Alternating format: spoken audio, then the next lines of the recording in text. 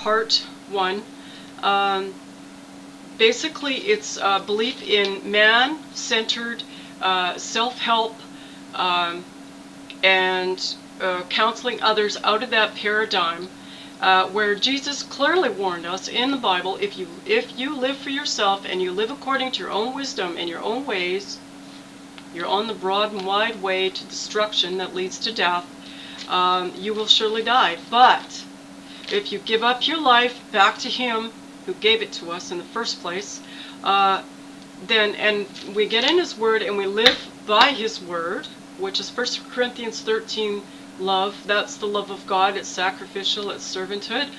Well, then we will live. We will become ministers, literally trees of life. This is the good tree. This is the tree where people can pick from the fruit, and they'll be fed, and they will be more than they were before the message. You will be feeding people. This is a true minister of God. And they'll be feeding people the Word of God. Whereas the other way, well, it's for self, and it's for their glory and their title and their honor and their self-importance and all like that. That's the devouring lion, and that's the antichrist, and that is in the church.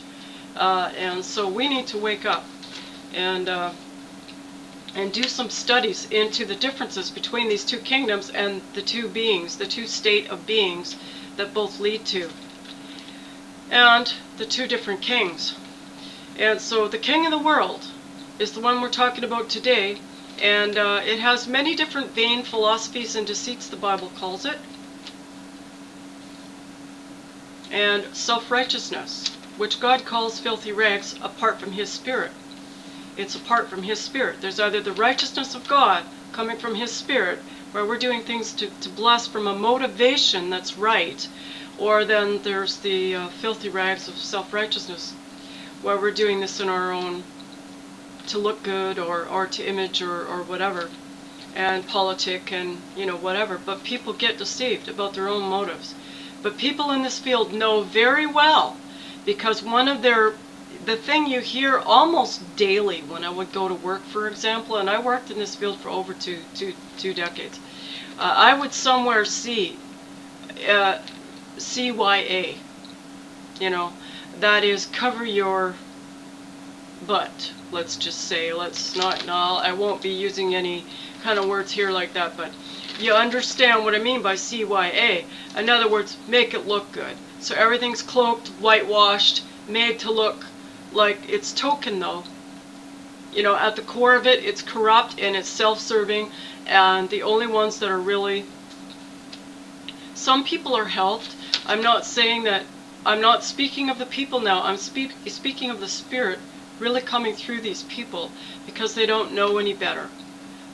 And if they hear this, they are responsible for what they hear, because their conscience should be pricking them, because they would know that what I'm saying is true, that what's going on here is the politicking and trying to get ahead, and the career moves and everything, and they're in general, in the psychiatric, for example, or the mental health field, I found the higher up you go, the more godlike they become, and the less the residents, the patients, have almost no trust or rapport, and for good reason, because many of them are Christians and saved because they're suffering, and God's had mercy and brought the gospel, and they, in their suffering and their humility that comes with suffering, grabbed on to Jesus Christ, and He's saving them. Many of these people are much more developed than the people that are in charge, so-called in charge. Some of these people are very self-important, very low on the evolution, I suppose you might say evolution of being, more towards getting towards self-serving animals. Living for self, turning a blind eye when you can see that what you're doing is you're not addressing true advocacy issues to do with the residents, etc. That's all going towards serving self and making a pretty good living. For these people that go from the top down to the head of these places, the managers, they all make a pretty good living doing nothing but talk, and it's a hierarchical system, so the ones that are doing all the work are the overworked workers, and the closer that the worker you get to the kitchen, the more of a bond there's going to be with the residents and the patients. And if there's any therapeutic value going on there, it's in the kitchen with the residents themselves, the ones who give out the meds and the meals, pretty much. Now the ones that are managing these programs, no, they sit around, they do a lot of writing, they do a lot of bossing around and treating the workers who are doing all the work as under them, and the whole system's corrupt because that's not true at all.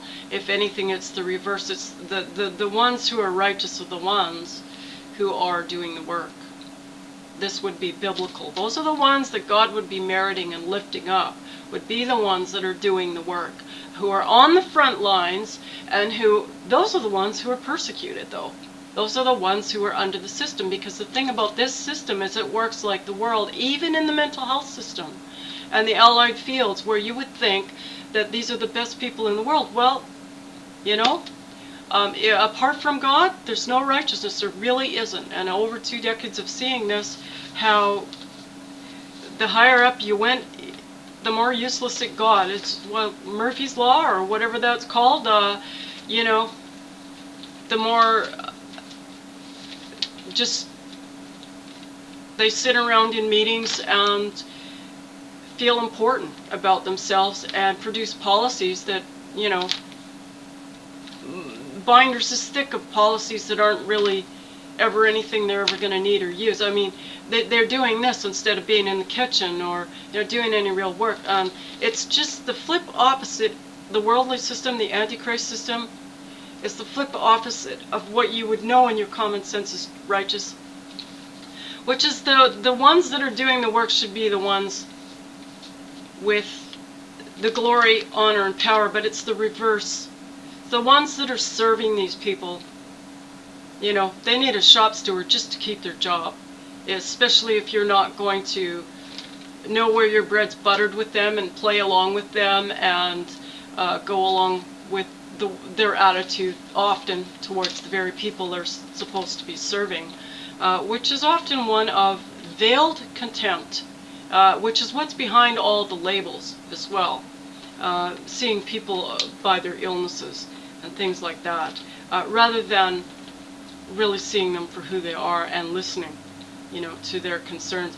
And the people who are in the system, the patients, the residents, are often far more enlightened because of the suffering they've gone through, far more loving, far more compassionate, far more inclined towards serving, far more kind, what the Bible calls having bowels of mercies.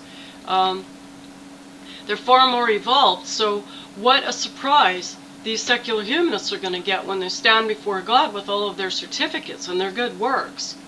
And God says to them, no, this is filthy rags. What else have you got?